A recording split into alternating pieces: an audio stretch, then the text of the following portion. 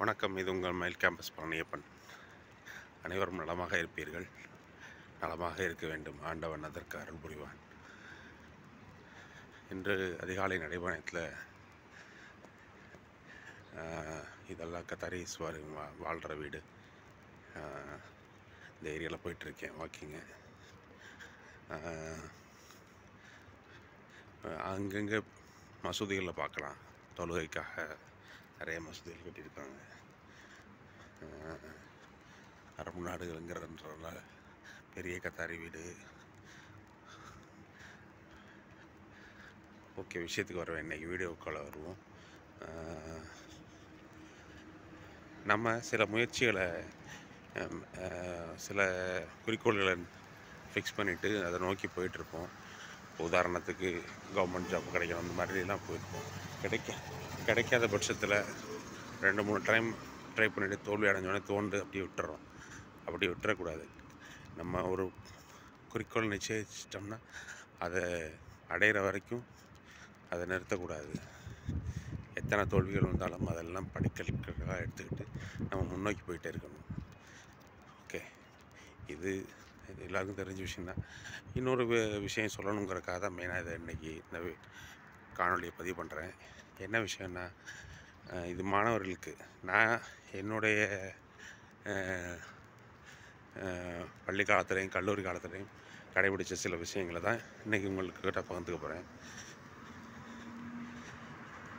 அதாவது புஸ்தகத்தில் உள்ளதை அப்படியே நம்ம படித்து நம்ம எழுதணும் அப்படின்னு நினச்சோம்னா கண்டிப்பாக அது இயலாத காரியம். நம்மளால் முழுசாக அவ்வளோதையும் மெமரியில் ஏற்றிக்க முடியாது. நான் என்ன பண்ணுவேன்னா, நான் சின்ன வயசுலே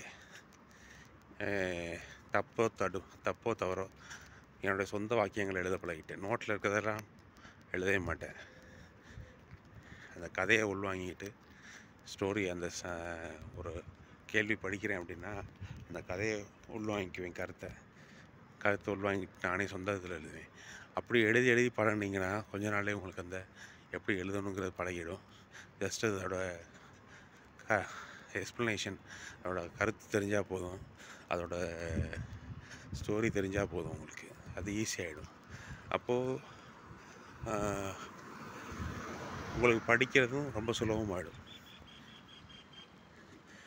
புத்தகத்தில் இருக்க அதே வார்த்தைகள், முக்கியமான வார்த்தைகளோ அதை மட்டும் நான் என்ன பண்ணுவேன்னா ஒரு குறிப்பெடுத்துக்கிட்டு இந்த கேள்வி அந்த வார்த்தைகள்லாம் எழுதணும் அப்படின்ட்டு அந்த வார்த்தைகளோட முதல் எழுத்தெல்லாம் போட்டு ஒரு வார்த்தையாக ஃப்ரேம் பண்ணி இந்த கேள்விக்கு இந்த வார்த்தை, இந்த ஹிண்ட் வார்த்தையை இந்த வார்த்தைகளெல்லாம் வச்சு எக்ஸ்பிளைன் பண்ணி எழுதணும் அப்படின்ற மாதிரி ஸ்டோரி வச்சுக்குவேன். இதை வச்சு தான் அன்றைக்கி எனக்கு சோசியல் சப்ஜெக்டில் ஃபஸ்ட் லெசனில் அந்த காஸ் ஆஃப் வேர்ல்டு வார் 1 அனாஹிபி அப்படிங்கிற வேர்டை, அனாங்கிறது ஏங்கிறது ஒரு எழுத்து, என்னங்கிறது நேஷனலத்தை குறிக்குது, அந்த மாதிரி முதல் எழுத்துக்கள்லாம் காயின் பண்ணி ஒரு வேர்டாக மாற்றி அதை வச்சு இது பண்ணிக்குவேன். ஓகேங்களா? இதுதான் எளிய வழி.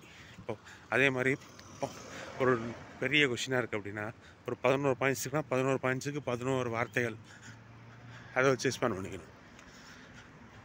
இதுதான் எளிய வழி, மிக மிக எளிய வழி.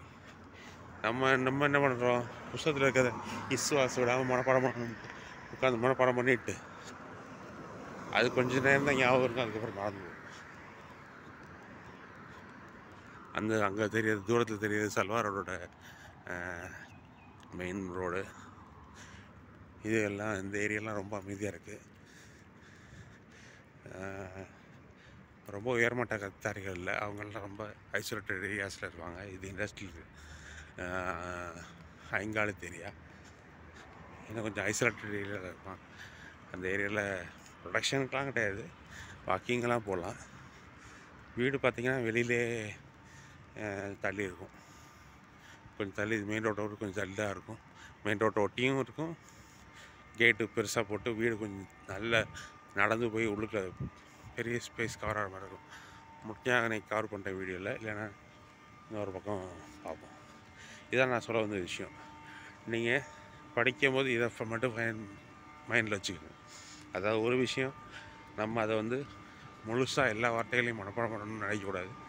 நம்ம முக்கியமான வார்த்தைகள் ஒரு கேள்வியில் எந்தெந்த வார்த்தைகள்னால அந்த எக்ஸ்பிளைன் பண்ணுறோம், கேட்குற கேள்விக்கு எக்ஸ்பிளைன் பண்ண முடியுதோ அந்த வார்த்தைகளோட காயின்டு வேர்டை உருவாக்கணும். ரெண்டாவது, அந்த காயின்டு வேர்டை அடிக்கடி இப்போது ஒரு லெசன் படிச்சிட்டிங்கன்னா சும்மா அதுக்கப்புறம் நம்ம டெஸ்ட்டு அன்றைக்கி தான் ஓப்பன் பண்ணி மறுபடியும் படிக்கிறோம். அப்படிங்கும்போது சுத்தமாக மறந்துருக்கும். அப்படி இல்லாமல் அடிக்கடி புக்கை ஓப்பன் பண்ணி அந்த காயின் வேர்டையும் அந்த கொஷினையும் ஒரு கிளான்ஸ் பார்த்து இருந்தீங்கன்னா உங்களுக்கு அப்படியே மனசில் நின்றும். இந்த வழிமுறை வந்து உங்களுக்கு ரொம்ப ரொம்ப எளிது, எல்லா பாடங்களையும் எல்லா இதுலேயும் நின்றுருக்கு. ரெண்டாவது, டயத்தோட போட்டி போட்டு படிக்க ஆரம்பிக்கணும். இவ்வளோ டயத்தில் இதை முடிக்கணும் அப்படின்னு. அப்போ தான் நமக்கே ஒரு த்ரில் இருக்கும், அதில் ஒரு என்ஜாய்மெண்ட்டும் இருக்கும் படிப்புலேயும். அப்படி என்ஜாய் பண்ணி படிங்க. வேண்டா வெறுப்பாக படிக்க சொல்கிறாங்களே அப்படின்னு படிச்சிங்கன்னா இருக்காது. இது படிப்போட அவசியம் எதுக்கு அப்படின்னா, வெறுமனே அந்த இது மனப்பாடம் பண்ணுறதுக்குன்னு இல்லை, உங்களுடைய ஞாபக சக்தியை அதிகப்படுத்துறதுக்கும் உங்களுடைய வார்த்தை புலமைகளை, வேர்ட்ஸோட ஃப்ளூயன்சி, வேர்ட்ஸோட என்ன சொல்கிறது, நிறைய வார்த்தைகள் உங்களுக்கு தெரிஞ்சுக்கிறதுக்கும், ரெண்டாவது ஒரு அனுபவத்துக்கும், பழங்காலத்து அனுபவங்களை தெரிஞ்சு ஒரு அனுபவம் கொண்டு வரதுக்கும், இது எல்லாத்துக்கும் அதுதான் நம்ம ஸ்கூல் லைஃப்பில் படிக்க வேண்டியதாக இருக்குது. இந்த வயசில், அதாவது அப் டு 12th காலேஜ் வரைக்கும் படிக்கிறது தான் உங்களுடைய கடைசி காலம். இந்த காலத்துங்களில் நீங்கள் கஷ்டப்பட்டு எவ்வளோக்கு கஷ்டப்படணும்னு அவசியம் இல்லை. என்ஜாய் பண்ணி படிச்சிங்கன்னா கஷ்டப்படணும்னு அவசியமே இல்லை. என்ஜாய் பண்ணி படிங்க. கஷ்டப்பட்டு படிச்சிங்கன்னா உங்களால் அதிக நேரம் கான்சன்ட்ரேட் பண்ண முடியாது, அதே ஹார்ட் ஒர்க்கும் பண்ண முடியாது. நல்லா என்ஜாய் பண்ணி படிங்க. டயத்தோடு போட்டி போட்டு அதை ஒரு போட்டியாளராக உங்கள் கூட வச்சுக்கிட்டு அது கூட போட்டி போடுங்க. டயத்தை கூட போட்டி போட்டு என்ஜாய் பண்ணுங்கள். என்ஜாய் பண்ணி படிங்க, ரொம்ப ஈஸியாக இருக்கும். இப்போ நீங்கள் சிரமப்பட்டீங்கன்னா, அந்த சிரமம்னு கூட இருக்கக்கூடாது. என்ஜாய் பண்ணிக்கிட்டு படிச்சிங்கன்னா பின்னாடி உங்களுடைய வெறும் படிப்போட மட்டும் இருக்காது கூடாது. உங்களுடைய கம்யூனிகேஷன் ஸ்கில்ஸு, உங்களுடைய நாலேஜு, இது எல்லாத்தையும் பேரலாக கொண்டு வந்தீங்கன்னா நீங்கள் ஏதாவது ஒரு கவர்மெண்ட் ஜாப்லேயோ இல்லை நல்ல ஒரு பெரிய ஆர்கனைசேஷன்லேயோ வேலைக்கு சேரக்கான வாய்ப்புகள் கிடைக்கும். அதுக்கப்புறம் உங்கள் லைஃப் செட்டில்டு. அதுக்கு மேலே நீங்கள் எதுவும் செய்ய வேண்டியதில்லை, அது பாட்டுக்கு நீங்கள் இதை நினைச்சுக்கலாம். இதுதான் இன்றைய அதிகாலை நடைபயணத்தோட மாணவர்களுக்கு சொல்ல வேண்டிய நான் நினச்சது. அதை நான் சொல்லிக்கிட்டேன். நான் ஒரு ப்ரொஃபஸருங்கிறனால, இன்ஜினியரிங் காலேஜ் ப்ரொஃபஸர், அசிஸ்டன்ட் ப்ரொஃபஸருங்கிறனால இந்த விஷயத்தை உங்களோட பகிர்ந்துக்கிட்டேன். ரெண்டாவது, நான் வந்து காலேஜ்லேயும் சரி ஃபஸ்ட் கிளாஸ் வித் டிஸ்டிங்ஷன் தான். பிஇ, எம்இ, நான் படித்த எல்லா கோர்சஸ்லையுமே ஃபஸ்ட் கிளாஸ் வித் டிஸ்டிங்ஷன். அதனால் துணிவாக என்னுடைய கருத்தை நான் இங்கே பதிவு பண்ணிட்டேன். இதை வச்சு தான் இப்படி தான் ஃபாலோ பண்ணேன், இதை வச்சு தான் நான் சக்ஸஸ்ஃபுல் ஆனேன். ஓகே, என்னுடைய ப்ளஸ் பாயிண்ட்டுங்கிறது என்னுடைய கம்யூனிகேஷன் ஸ்கில்ஸ் அப்போலேருந்தே. ஏன்னா நான் தான் சொன்னேன், என்னால் மனப்பாடம் பண்ண முடியலன்ட்டு தான் நான் இந்த எளிய வழியே இப்போ இல்லை, நான் 5th படிக்கும்போதே 5th 4th படிக்கும்போதே நான் ஆரம்பிச்சிட்டேன். அப்போயே எங்கள் மிஸ்ஸு கேட்பாங்க, என்னடா உன் இஷ்டத்துக்கு எழுதுகிறேன். ஆமாம், நீங்கள் எழுதி போட்டது தான் எழுதணும்னா என்னால் முடியாது. அதனால் என்னோடய இஷ்டத்துக்கு எனக்கு என்ன புரிஞ்சிருக்கோ அதை தான் எழுதுவேன் அப்படின்னு தான் எழுதினேன். அதுக்கப்புறம் தான் கரெக்டாக புரிஞ்சுக்க ஆரம்பித்து, இந்த வார்த்தைக்கு எதாவது அர்த்தம் அப்படின்னு புரிஞ்சுக்க ஆரம்பித்து அதையும் சக்ஸஸ்ஃபுல்லாக பார்த்தேன். ஓகே, வாழ்க வளமுடன். நீங்களும் நான் சொன்ன இந்த